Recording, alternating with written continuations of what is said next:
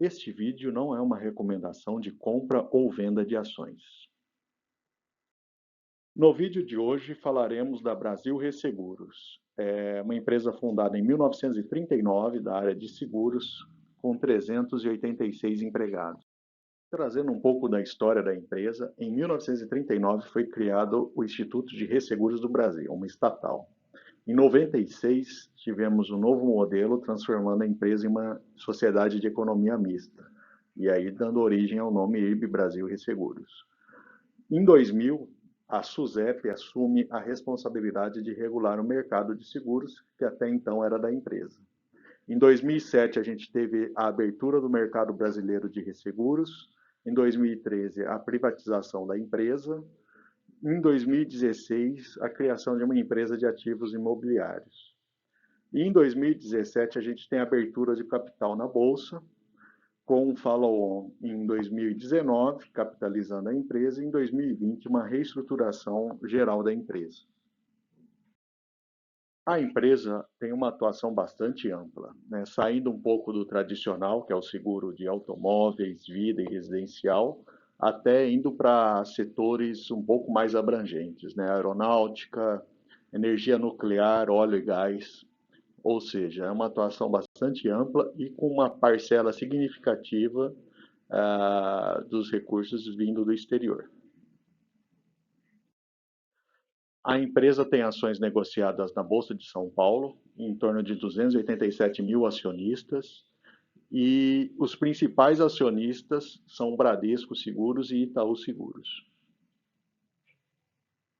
Trazendo um pouco dos resultados da empresa no primeiro trimestre, então ela conseguiu 3 trimestres de resultados positivos em geração de caixa, depois do início do ano de 2020, que foi bastante crítico para a empresa, e agora recuperando a solvência, né? Ou seja, a relação entre ativos e passivos da empresa.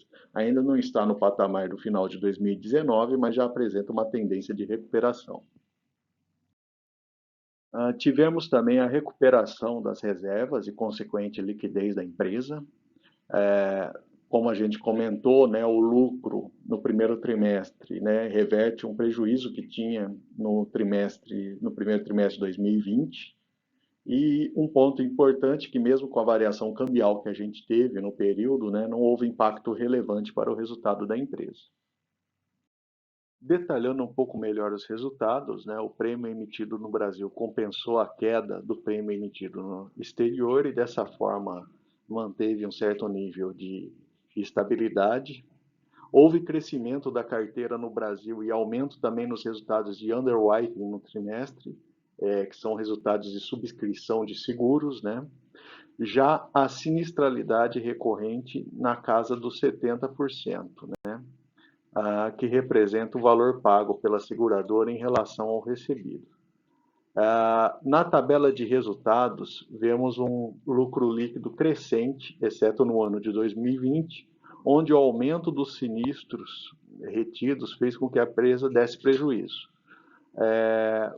Houve um aumento do valor de sinistros retidos, né, e do PSL, que é a provisão para sinistros a liquidar, que são sinistros que estão em trâmite documental e ainda pendentes de liquidação. Ou seja, não fosse essa situação, né, a empresa teria registrado lucro também no ano de 2020.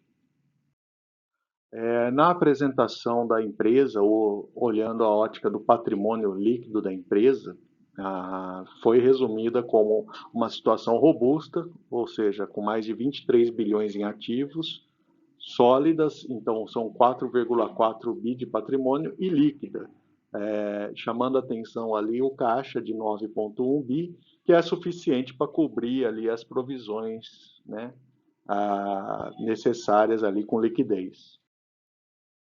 Olhando agora o lucro por ação, a gente percebe um certo patamar de estabilidade em 18 e 19, e no ano de 2020 é aquele prejuízo que a gente apontou aí na parte anterior do vídeo. A relação preço por lucro já nos mostra que o preço da ação já vinha sendo castigado antes da crise de 2020, né? Então ela caiu aí da casa de 21 para 10 em 2019, e tendo um prejuízo, ela foi para o campo negativo, né, no ano de 2020. Avaliando o retorno sobre o patrimônio, né, o ROI, a gente percebe ali um movimento interessante até 2019 de crescimento do ROI até a casa de 30%, que é um patamar ali que a gente tem superior à Sul América e Porto Seguro, por exemplo, né? Mas com a crise de 2020 a gente teve a queda aí desse patamar para o campo negativo.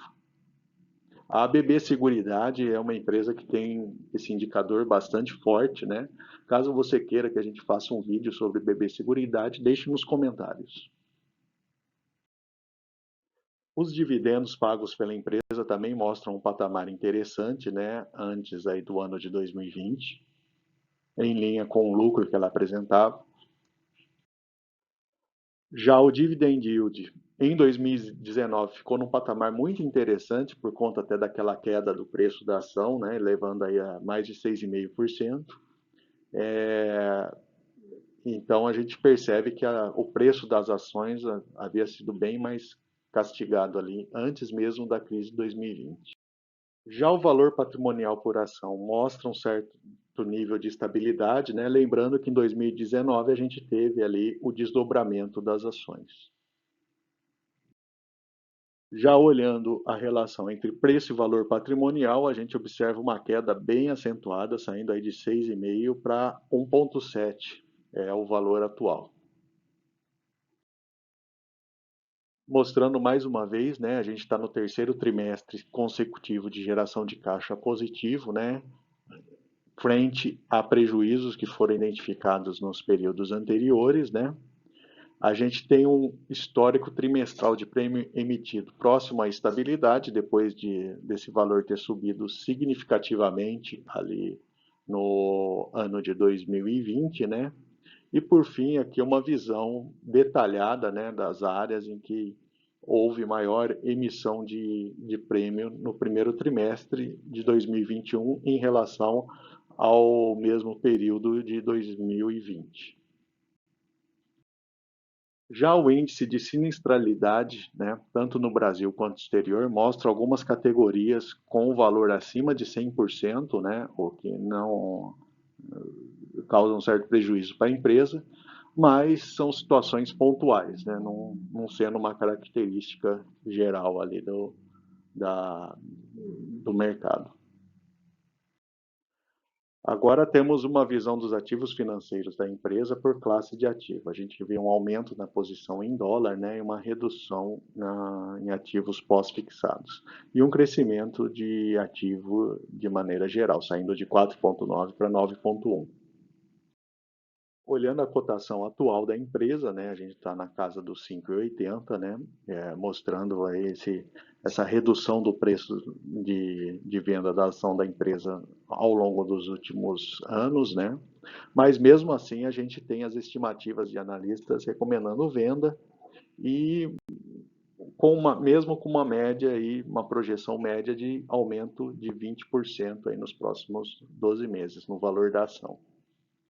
Fazendo aquela análise do valor intrínseco que a gente sempre traz por aqui, como a empresa deu prejuízo em 2020, né, e 2021 a gente não tem o histórico completo ainda, né, não é possível calcular o valor.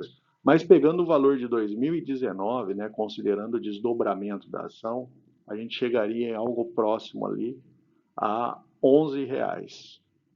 Hoje o preço da ação está em torno de metade desse valor, né? Lógico que esse cálculo ele parte da premissa de estabilidade do valor patrimonial e lucros nos patamares que ela registrava lá em 2018 e 2019. Como a ação apresenta também um histórico curto na bolsa, né, a gente só consegue fazer a avaliação de compra dessa ação há um ano atrás, como a gente teria saído, né, e teríamos tido um prejuízo significativo aí de 27%, devido à queda principalmente aí no valor da ação. Finalizando agora com os aspectos positivos e negativos da ação da empresa. Do lado positivo, a gente tem uma diversificação de atuação, a melhora dos resultados nos últimos trimestres, liquidez suficiente para fazer frente aos seus compromissos e alguns indicadores de preço da ação apontando para valores interessantes, né, de compra. Já do lado negativo, a gente não consegue, né, até por ter um histórico curto, né, de negociação da ação, a gente não tem, consegue avaliar se ela seria uma boa pagadora de dividendos em longo prazo. A gente tem a maioria dos analistas, né, indicando venda da ação, e a gente tem um histórico de prejuízo, né, que ela foi negociada a patamares muito mais altos. E por fim, deixo com vocês algumas das fontes de informação usadas no vídeo. Caso você gostou do conteúdo, se inscreva no canal e deixe seu like. E comente abaixo que ação vocês gostariam de ver analisada aí nos próximos vídeos. Ok? Obrigado, hein?